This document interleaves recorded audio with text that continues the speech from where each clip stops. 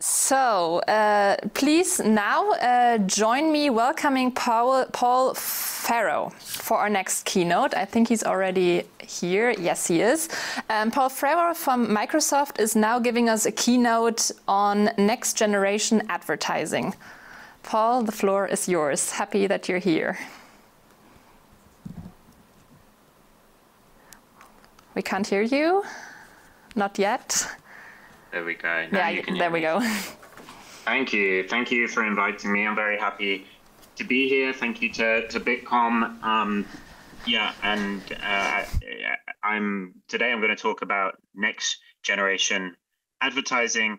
I will confess that I actually stole the title of my presentation from the Bitkom title or of their conference page because I really like the next generation way of thinking. I really like that terminology, and I think it really fits well to how we are thinking about advertising at Microsoft.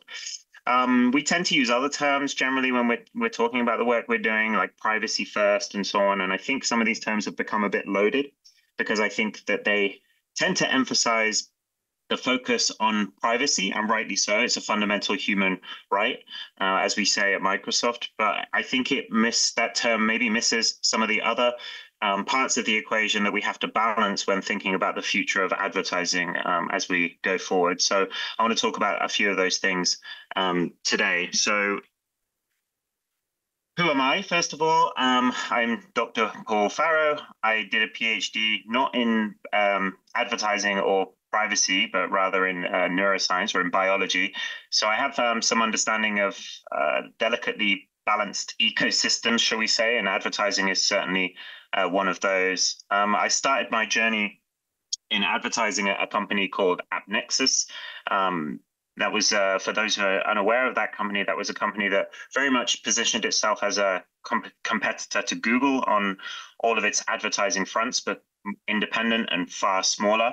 And we had a lot of success, particularly in Europe, positioning in that way, where we worked closely with large media houses or publishers like Axel Springer, Bild.de, and folks who are paying attention, and I'm sure there are a lot that are in this room that are paying attention to the DOJ trial in the US, will have heard the name AppNexus brought up many times in the competition, in the context of competition with Google, which is always a tough thing to do. Now, fast forward to today, Microsoft, I work at Microsoft. Microsoft actually acquired AppNexus. It was always one of AppNexus's most strategically important clients. But since the acquisition, I've been lucky enough to be responsible for the privacy product, which means I sit on the privacy compliance side of the house. That means I figure out how to build and design our products such that they meet compliance and regulatory requirements around the globe. But it also means that I sit on the innovation side. So I think about what our response as Microsoft advertising is going to be to the developments in devices that are happening and the innovations that are happening in the technology space as a result of regulatory or consumer sentiments and so on. So I think that gives me a unique perspective of how the privacy landscape or the evolution in thinking is influencing advertising broadly. So today, I want to talk to you. I'm going to split my talk into kind of three rough parts. Firstly, I'm going to talk about advertising broadly, but then with a focus on personalized advertising, which is clearly relevant to privacy considerations, how it works, why it works, and why it's so crucial to the future of the internet. Then I'm going to focus on the opportunity that I think devices or browsers have in this future in shaping the next generation of advertising. I think we're really at an interesting and critical juncture between the changes that we're seeing around the globe in the regulatory environment, so on, but also technological advancements that are coming together at the same time, and it really represents an exciting opportunity for the whole industry, but devices and browsers in particular. And then I'm going to speak specifically about how Microsoft and Microsoft advertising and other parts of Microsoft are thinking about the next generation and how we plan to implement the future of advertising.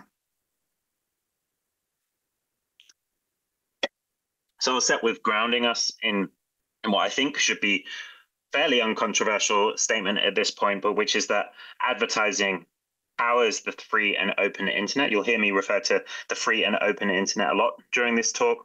Essentially, how advertising does that is a publisher creates content. In exchange, the audience essentially pays for that content with their attention. And then in so doing, the advertisers work with publishers in order to buy the attention from those websites in order to get their advertisements in front of the right consumers and make sure that they can sell their products, right? So even from this relatively oversimplified diagram of how the web ecosystem functions, we can see how important it is for advertisers to be able to get their products and their offerings in front of the right people, in front of the right eyeballs.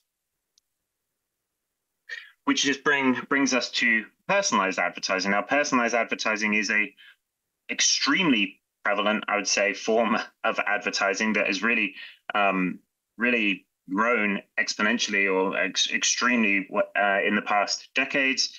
But what is personalized advertising? Why is it so prevalent, and why is it important? Well, really, you can boil it's very simple. You can boil it down to two things. So advertisers are really trying to achieve two main goals.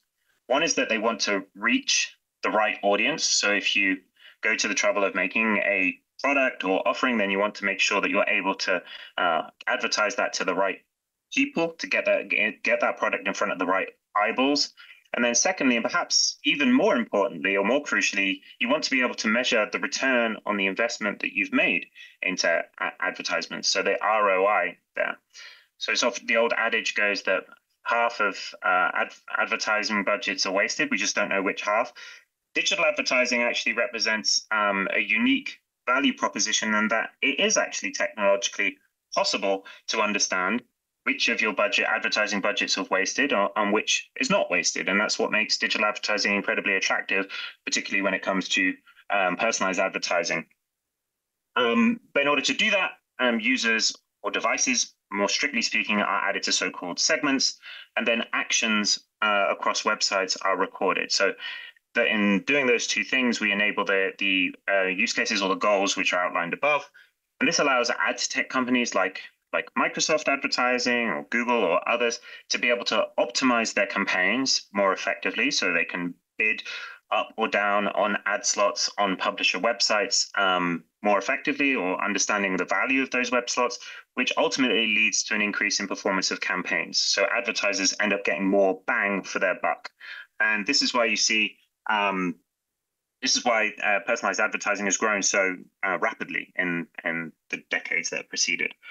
So that's the economic argument for personalized advertising, but there's also the consumer sentiment, which is that the majority of consumers actually expect personalization from the brands that they interact with these days. Now, this is a McKinsey report that's a couple of years old at this point, but it shows a sentiment that we see time and time again in reports, and also anecdotally, that personalization is not just expected, but that consumers do get frustrated even when their experiences with brands are not personalized at all. Now, obviously, personalization has to be balanced with trust, and that's why it's critically important to ensure that we get trust right in the digital ecosystem.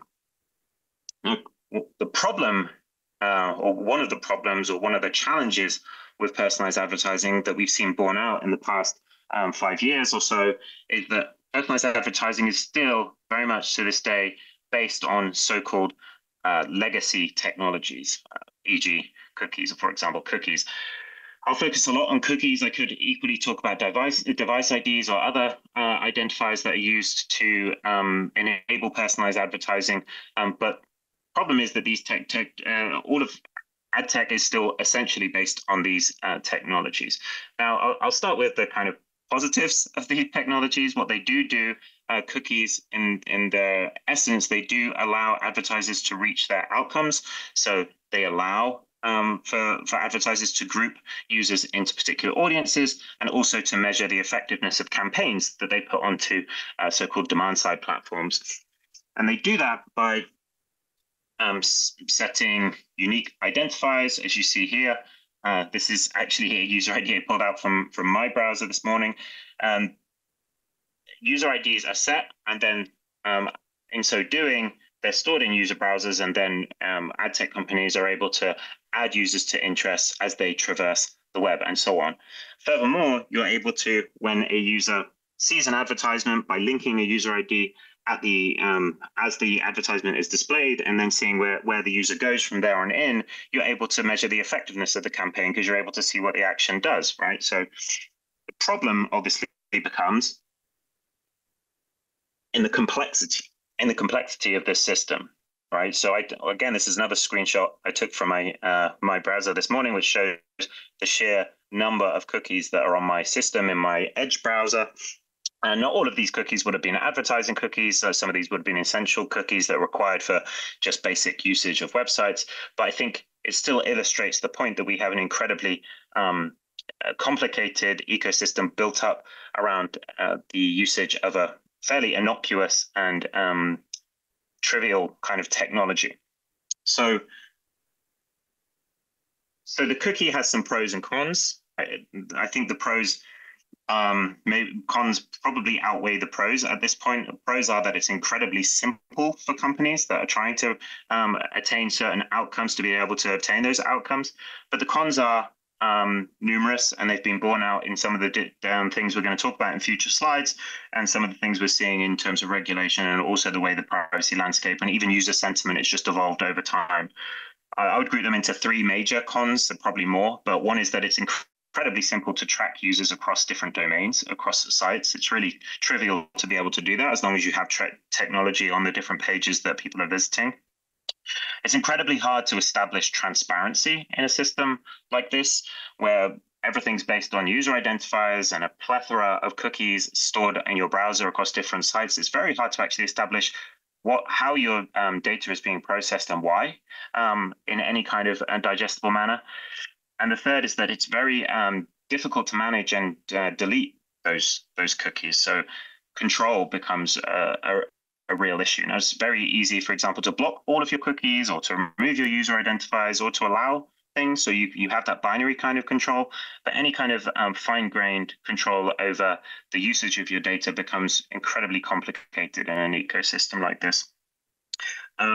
So what we have is a suboptimal mechanism for establishing transparency and control at scale, so in the ecosystem. So I only have 20 or so minutes to talk about things. So talking about things like transparency and consent framework, which is fantastic development in terms of privacy, is beyond the scope of this, but needless to say, there are challenges. There are still challenges that we need to solve as an industry and an ecosystem. So what do we need to do? We need to move to a universe where the free and open internet is supported and encouraged and facilitated, but that the processes that facilitate and allow advertising to support the internet fundamentally change such that they give users transparency and control at their fingertips, and that everything is designed in a clear and simple way. Now, transparency and control are the bedrock of our regulation. They permeate things like GDPR, and we see them concepts of transparency pop up more recently in regulations, Digital Markets Act, less so, but also in Digital Services Act. But I'd argue that there are not just ethical arguments for establishing transparency control, and it's not just because we need to for regulatory reasons, but it's also there are clear indications that performance campaigns are even improved when users trust and understand why they're being shown relevant arguments. I think a lot of the problems that are associated with digital advertising and the user sentiment that is often negative for digital advertising is because we've lost these fundamental processes, or we haven't established exactly how user information has been processed or given proper access to control that data processing. And that's something that I'm very keen to drive towards seeing systemic change throughout the entire industry.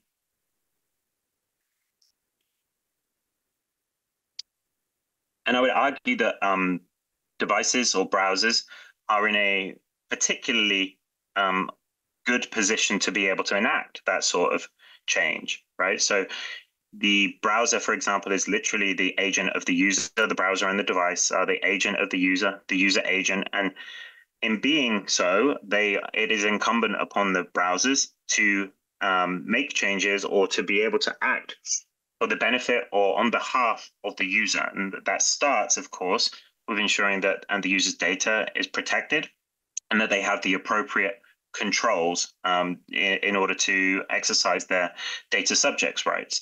And we've already seen that devices and browsers have started to make certain changes. So we've seen the deprecation or the reduction of the third-party cookie across many browsers. Edge has a tracking prevention tool, for example, which reduces the surface area of third-party cookies in the ecosystem. Safari, Firefox have also substantially removed third-party cookies, and Chrome is attempting to do so, as many of the in the room will no doubt know, with the introduction of the privacy sandbox. But as we remove or increase user privacy, what I think is fundamentally important is that we maintain the vibrant ecosystem that we've built over time, which has supported the free and open internet, namely advertising. And we're also starting to see devices come up with solutions to do exactly that. So Microsoft Edge is releasing a limited version of ad selection API, which I'll talk about in the next slide. But we also see from the other browsers, of course, there's Privacy Sandbox, which I'm sure many in the room have heard of, which is already in GA, is already available in Chrome, and other browsers have their own versions, but more focused on measurement, but still aiming to ensure that they support the advertising ecosystem as a whole.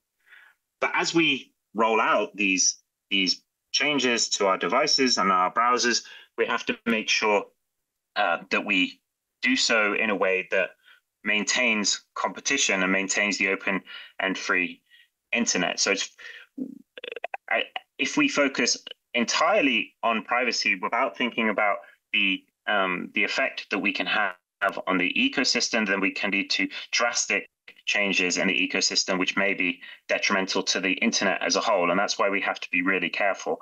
Now, these are just, I put up 2 examples here, but this is not to point fingers. It's just to say that we, just like in a biological system, everything is finely balanced. And when you tip the scales or you remove a certain technology in the case of a browser, then it can potentially lead to wide-ranging impacts that affect businesses and affect competition as a whole. And I think all of the browsers on all the devices have a responsibility to ensure that as they roll things out or make changes to browsers, they ensure that it doesn't have a deleterious effect on the ecosystem or other players in the market. So that's what's driving us at Microsoft to think deeply about how we can improve user privacy without hurting the market or causing any negative effects or impacting negatively the ad tech ecosystem. And that's why I'm pleased to announce that this week, actually, the timing could not have been more perfect. This week, we have finally released our limited preview, which is available in selected regions of the ad selection API. Ad selection API is, we say in the UK, it does what it says on the tin. It's an API that allows publishers to place on their websites and to be able to fill ad slots with ads. That's the simple version. Of course, it's a lot more complicated than that. But essentially, the ad selection API is intended to enable I think the description is best made by the Edge developers who have created the API, which is it's intended to enable the web ecosystem to leverage privacy-preserving approaches to support key advertising use cases, even in the absence of the third-party cookie. Now, all of the choices that have been made for ad selection API have been made with trying to find the optimal balance or the optimal solution that ensures both privacy and competition. It's less about balance, actually, and it's more about guaranteeing data protection or data privacy for end users, but also making sure that you don't disrupt the ecosystem or the marketplace. Now, it's fantastically complicated ad selection API, as are all of these new browser APIs. So I can't focus on all of the the features or all of the design principles in this short talk. But one thing I will say is that we've focused heavily on the use of so-called trusted execution environments. Now, I'm sure that you've heard that term in other talks while you've been at this conference. I'm pretty sure Sebastian from Google mentioned it yesterday. But we made an early decision that we wanted, rather than putting our computation onto the device or onto the browser, we would put it into trusted execution environments. Trusted execution environments are processing units that work on the basis of data protection by applying three kind of fundamental principles. One is that data is always confidential, so there's no data leakages. Processing happens securely and privately. The integrity of the computations are assured, so they're guaranteed, and attestation is possible. So that means third parties are able to attest that the processing is happening in a way that they want it to happen before they put any sensitive or personal information into it. So the key point to take is that trusted execution environments allow advertisers to target effectively, so advertising to happen effectively, whilst keeping user data safe. So we're very excited about that, and you can see the QR code in the corner if you want to learn more. So you can see that we've flipped the pros and cons here from the cookie situation that I showed you earlier. So the pros now are that it's absolutely impossible to build cross-site profiles. There are no longer large databases with your user IDs with all of the websites that you've visited. The transparency is much easier to establish because now the control over transparency is in the hands of the browser or in the device. So we can show you how your information could be being used by an entity in the ad tech ecosystem. And it's much easier to manage because the controls are kept in the browser and not distributed across the different participants in the ad tech ecosystem. One of the largest cons is that it is far more complicated to understand how these things work. The cookie was a fairly trivially easy thing to understand. It's just a text file that's stored on your browser. In contrast, these APIs built on things like trusted execution environments with privacy-preserving technology are quite difficult to wrap your head around. So that's one of the main drawbacks. So to wrap up, I see I'm getting close to time. So I would say that we believe very strongly that privacy-preserving technology, of which ad selection API and trusted execution environments are very much a part and will continue to be a part, will shape the next generation of advertising, of truly private and competitive advertising. And we're excited to hear the feedback from the industry as well as everyone in this room, privacy professionals and so on, because we're very open to feedback and conversation, and we hope that we can get there together as an industry to provide the rest of results. So in summary, we want to establish better transparency and control. We think that browsers and devices are in a good position to be able to do that. And we hope that the APIs that we're building at Microsoft will enable the advertising of the future. So all that's left for me to do is thank you for your time. And please reach out to me. I don't know if I have any questions. I can't see my screen. But please reach out to me because I'm always happy to chat about stuff like this. In fact, I probably chat too much about stuff like this. So thank you very much, Bitkom, and everyone for inviting me. I really enjoyed it. Thank you very much, Paul. We don't have questions so far, so if some come in by the platform, you're very, very welcome to answer them. But thank you very much and have a good day. Thank you. I'm trying to stop.